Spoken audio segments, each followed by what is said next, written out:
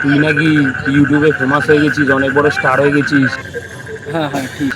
তোর সব ভিডিও নাকি খুব ভাইরাল যাচ্ছে। ভিডিও ডিস হচ্ছে, তোমাদের আশীর্বাদ আমি এখন বেঁচে আছি, চলে যাচ্ছে। তুই ডায়লগ বলতে পারিস?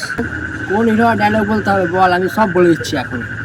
তাহলে একটা প্রসেনজিতের ডায়লগ বলে দেখাতো। তুমি যতই বড় দুধ বালি হও না কেন, তোমার দুধে ভেজাল আছে।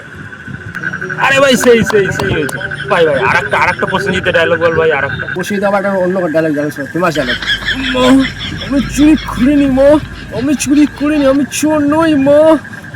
ও ভাই ভাই কি দিলি ভাই, কি দিলি ভাই। একটা ভাই তার মানে মিঠুন চক্রবর্তী একটা ডায়লগ বলে দেখো। মিঠুন ঠিক আছে, শালা মারবো এখানে লাশ পরে শ্মশানে। আরে ভাই ফাটাফাটি ফাটাফাটি একটা। এবার একটা রঞ্জিত মল্লিকের ভাই ডায়লগ বলে দেখা। এই তুমি জানো হ্যাঁ মেরে চাপকে পিছনে ছাল তুলো চাপকে। ওয়াহ ওয়াহ ওয়াহ ভাই। এবার তাহলে আমাদের দেবের একটা ডায়লগ বলে দেখা ভাই, দেবের। একবার যদি এটা চালাতে শুরু করে দিই না, আমার থেকে ভালো এটা কেউ চালাতে পারবে না। জিও জিও ভাই ফাটাফাটি। তাই ভাই আমাদের লাস্ট ভাই, আমাদের সুপারস্টার জিতের একটা ডায়লগ বলে যাও ভাই। জিদ্দা জিদ্দা মার গদির চিংড়ি চাপু দিয়ে। ও ভাই খুব ভালো খুব ভালো।